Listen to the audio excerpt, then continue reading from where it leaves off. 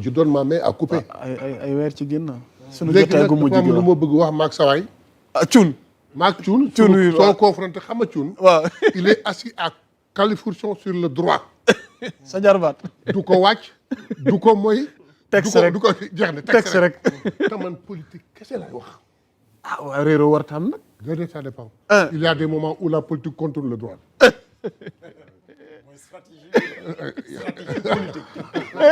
Il y a des moments où la politique su ko droit dana jeexee mu contourner le droit. donc ce qui dit que. on est joué sur l'autoroute. Thioune daal nañuy ànd di ànd. waaye am na foo xam bu ñu fa tollee ba lâché loxo wëndeelu. nga ne ma.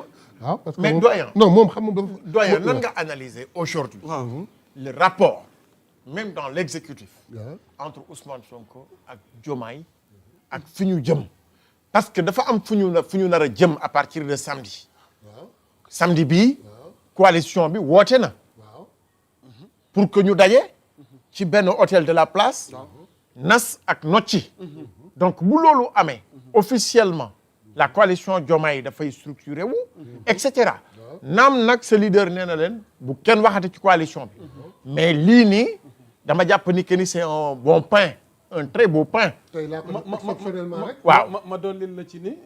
ndax du tontu par rapport ak seen bureau politique bi ak li ngeen di waajal. non suñu bureau politique. waaw. démb. wallahi turu coalition tur jubbu fa dafa am lu ñu taxoon di réunir. non dama bëgg wax ni coalition bi lii doyen Abbas wax ñu ngi ci tànk organisation structuration goo xam ne. mel na ni au moment où yéen tamit yéen a ngi organiser wu di structurer wu. ah déedéet bu ko jàppee noonu. waaw leeralal ma. très bien. waaw allez-y. je prends Diomaye le frère Diomaye en témoin.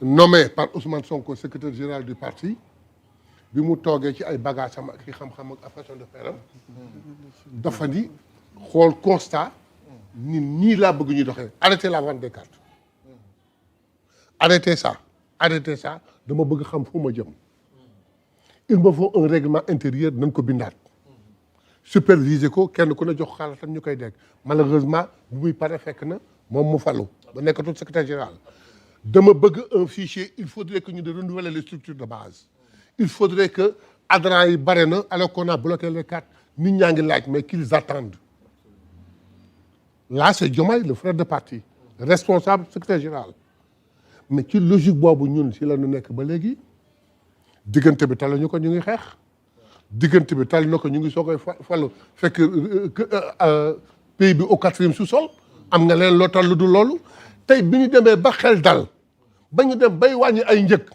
bañ dem bay ay généraliser ay nu mu tudd sax indemnité de logement tey xel mën na dal ñu xalaat tuuti parce que la fal nag boo ko fàttee foo lekku ñun nag kaa leen ñu restructuré am na ay échéances yu ñu jëm Ousmane ak waa Pastef yi nekk dans le gouvernement ñu ngay liggéey seen liggéey nañuy liggéey te ne pat loolu laa bëgg ñu kon ne ko mais ñun ñi ñu toog xool ni am na lu ñu bëgg nañ ca dem mooy nos millions d'adhérents xale yi ñu ëpp nañ lu am million ci loolu lañ nekk ci loolu la ñuy dox mais ñun xaaruñu parce que nee na day kii ñuy def ni xëy na moom mooy topp léegi nag j'espère dans la ligne de mes pensées bu structuré ba ñu valider ay textes mais il va faire une déclaration ñu xam dafa taxaw ñaar tànk wala dafa taxaw benn tànk fan la féetee.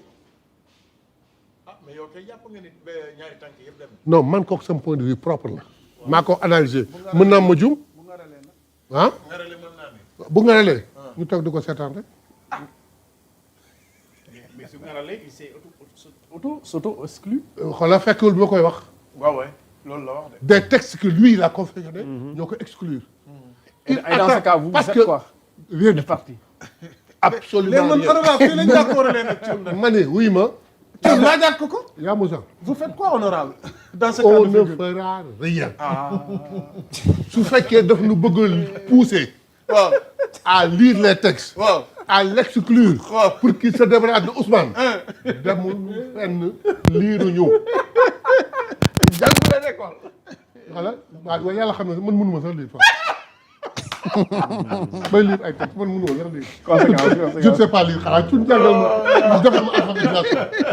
non en fait de deux choses l'une qu'on le dise c'est pas la fin du monde quoi qu'il puisse advenir le Sénégal continue mu xool ni vraiment Pastef daal mënutuma def ak ñoom mënutuma lëng ak ñoom nekkatuma ci xam lu mu bëgg naa seet ñi ma am ma ànd ak ñoom yeggale sama kii mandat.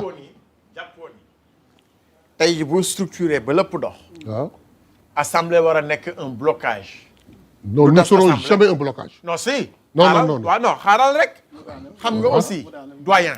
dañuy analyser. waaw di def aussi des prévisions. waaw.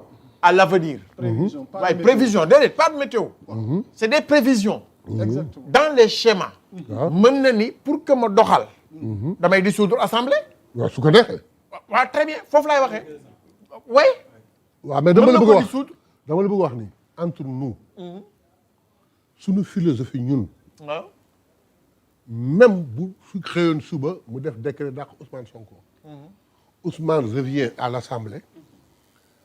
mais taxul ñu def ko ennemi au point lu mu indi ñu non. non nous mettons en place xoolal xam nañu prévaloir. il y a une éventualité. Non, par rapport à la dissolution de l'Assemblée. non attendez Posé wu. avant ñu agsi foofu. Parce que yaa ngi bàyyi ma développer il n'y a aucun problème il n'y a aucun problème à ça.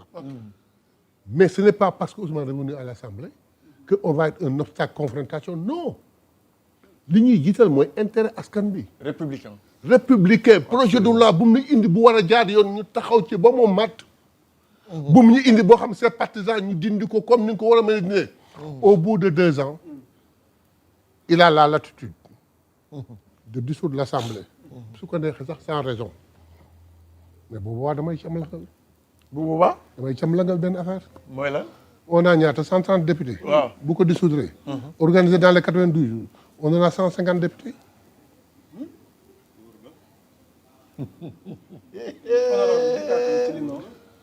mani en novembre waaw d'accord même en novembre su ko neexee même defuñu ko dara amul benn obstacle mu dissoudre assemblée su ko neexee sañ na ko am na prérogative bi wallaay sañ na ko mais nag nous avons 130 bis bu dissoudre assemblée organisé dans les 90 jours ñu am 150 députés je suis formel. nee na am na daal waaye. dañ koy nuyu di ko dalal Abdoulaye nuyul vite fait rek nga romb. nuyoo bi kay dañuy wax nuyu nañ ñëpp rek ñu continuer ci gan gi. maa ngi jégalu ñëpp di ziar mais dama koy enchaîner ak benn relance. mooy bu ngeen amee député yooyu noonu. et le but. le but. waaw c'est-à-dire que est-ce que du xaw a contradictoire ak li nga wax sànq ne du ngeen ko yàqal dara ci doxalinu maanaam du am benn incidence ci wàllum institution yi ni ñuy fonctionner mais ni nga argumenté nii day mel ne kon. yéen kon vous ne m'avez pas ci xeex bu métti ngeen nar a nekkaat. non vous ne m'avez pas compris. allez-y. c'est-à-dire que situation bi aujourd'hui on se lève avec un décret comme quoi Ousmane n'est plus premier ministre il retourne à l'Assemblée. ñun du ñu fayonte dàqante wuñu mandat bii muy def mandat Pastef la duñ ci teg benn kaddu boo xam day entraver liggéeyam pourvu que nag mu nekk loo xam c'est pas l'intérêt national. bu boobaa nag on joue notre rôle de législateur. mu toog ba novembre defuñu ko waxuñu ko entravé wuñu liggéey deful dara mu jël ay prérogatives yi ko yàlla may ni dissoudre naa assemblée sañ na ko on va aux élections on aura 150 députés mais ce n'est pas pour autant que am nañu 150 députés rek ah te xëy na diggante fii mënul dissoudre assemblée qu'on va lui mettre des bâtons dans les roues non wallahi on ne le fera pas on continuera à être des législateurs jaar fi ñu war a jaar lu fa ñëw nekk intérêt te war a jaar yoon war a defal ñu nangu lu fa ñëw matadul ñu amandé defar ba mu mat ñu dem lu fa ñëw nekk en contradiction avec les intérêts du pays ñu bañ mais xoolal esprit de confrontation au point de pouvoir le bloquer ne nous effleure même pas. waaw parce que damay bañ maa nga wax ci dem rek li daal France dal ñu nekk ci. non xoolal esprit. parce que pour esprit defante esprit fayonte esprit bloquante ne nous effleure même pas.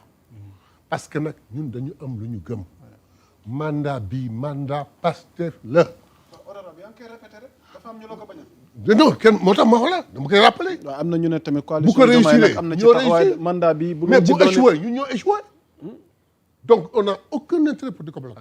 on ne le fera pas. ok on va essayer d'avancer amaat nañu mbégte mbokk yi premier tomb bi defe naa ni moo ñu yóbbee temps bi yëpp ci leeral yi am solo yi honorable def alors dañuy ñëw ci ñaareel point bi enchaîné par ricochet ci sortie leader Pastef Ousmane Sonko parce que tamit ginnaaw bi coow li yëpp amee defe naa sortie bi tamit mën nañ ci junj yu bëri mën nañ ci comprendre yu bëri yow pour dikkaat ci noo jàngatee li nga ciy sortie bi lan lañ war a déggee ci sortie bi Ousmane Sonko def nii ñetti dégg-dégg. waaw lan lañ ci war a déggee benn bi mu rappelé waxoon na ko assemblée.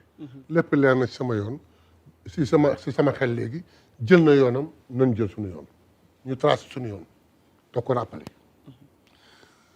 beneen bi mu wax diggante ñun ak cette coalition. coalition bu ñu ko waxee ñun ñoo fi nekk di ko wax waa coalition bi da nga leen dégg suñuy coow ñun ñoo wax arrêtez de parler de ça man bis na tey su ma génnee fii dootuma wax ci coalition bi su ma posé question rek dootuma ci wax tey exceptionnel il fallait régler leeral quelque chose rek ma nangu ko mais jeex na te ba ma koy nangu booba décidé booba waxagul donc léegi ma ñëw honorer suma invitation répondre à la question mais pare naa ci donc ñaari fex dundal loolu ñetteel ba mooy am na fu nu jëm am na lu ñu dëgmal démb loolu la ñu discuter largement dans le bureau politique nañ ca dem ñetti mots yooyu rek la wax fàttaliwaat ñu ñetti points yi bureau politique bi ak li ngeen dën non ñetti points yi mooy kii jël na yoonam nañ jël suñu bos ñaareel ba te ngeen bàyyi di waxu kii il n'y a pas de confrontation ou de d'alignement entre ñun ak kenn kii que ce soit kenn mënul aligné ak ñun fii muy nit muy coalition muy parti donc il faut ñu am suñu fulla bopp koo xam ne ñun ñoo lay may bës parce que ñoo koy wax arrêtez de parler situation bi léegi mu jeex tàkk te seetloo benn mbir saa yu ñu génnee wax lu leen tuutal ñu génnee indi benn événement pour contrer ko waaw samedi am na lu ñuy waaj waaw incha allah nañ mën yegg ci ak jàmm waaw boobu dinañ ci am sa njàngat mais dafa posé benn question boo xam ba léegi kenn ci ñoom tontoogul fàttaliwaat ñu ko nee na bàyyi leen di wax ci coalition boo xam ni amu ci benn nit boo xam ne mën na gagné benn télécentre loo déggee foofu lu ma déggee foofu mooy coup irrégulier dugg na non du coup irrégulier dëgg la nan ma wax benn leader biir coalition waaw bu fa taxaw boo xam ne mat na gagné sax mairie boppam amu fa man xam naa ci ay boo yoo xam ne maa leen formé yoo xam ne seen mouvement yooyu ñu dem taxaw tey ils sont à la conférence des leaders mais crois-moi seen koñ sax seen jabar sax bokkul si ñoom. yéen est-ce que du Aminata Touré moo leen di poser problème. Aminata ne pose aucun problème. elle est la superviseure ñu fàttali. yaa ma sax Aminata Touré ñaata yoon laa toog ci plateau di ko tagg xam nga kañ laa arrêté. bis bi ma waxee ni na nga ko épinglé la mel na dafa dagg ci man pare bokkatuma ba muy leer ensuite xam nga nit ñi dañuy fàtte Ousmane a dit à King Fahd waxtaan naa ak moom wax ko ni ko ñi nga jox nopp su seen pexe juboon doo falu te ñii falu ñu la tontu bi lan la personne ne peut m'influencer mu ni ko nopp bu yàgg déglu dina dégg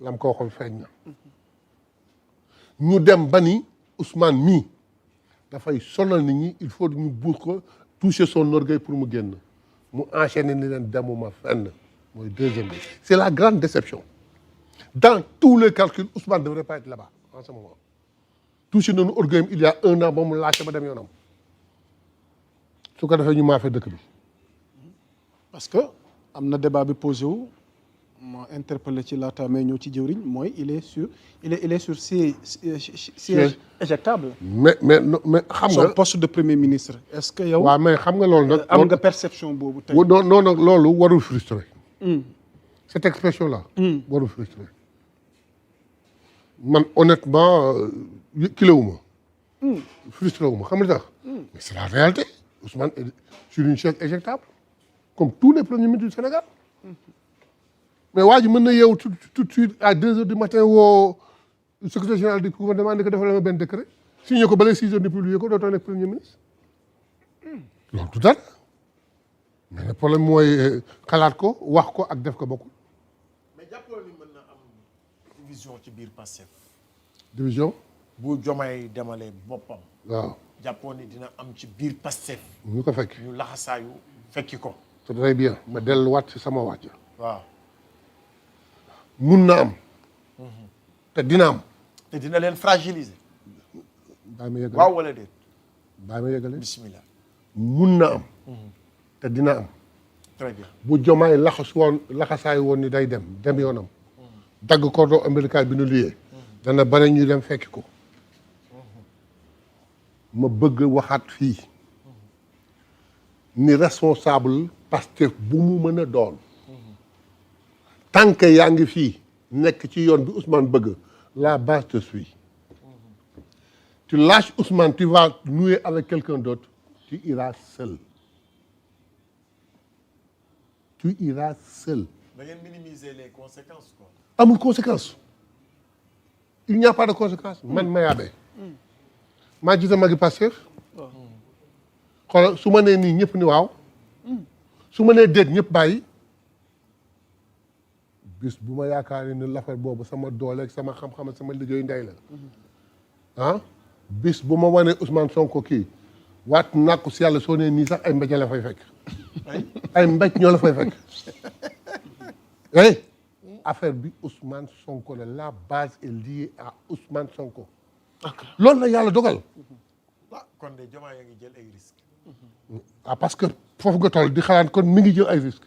waaw. en tout cas daal Abbas li ne sunu kanam daal.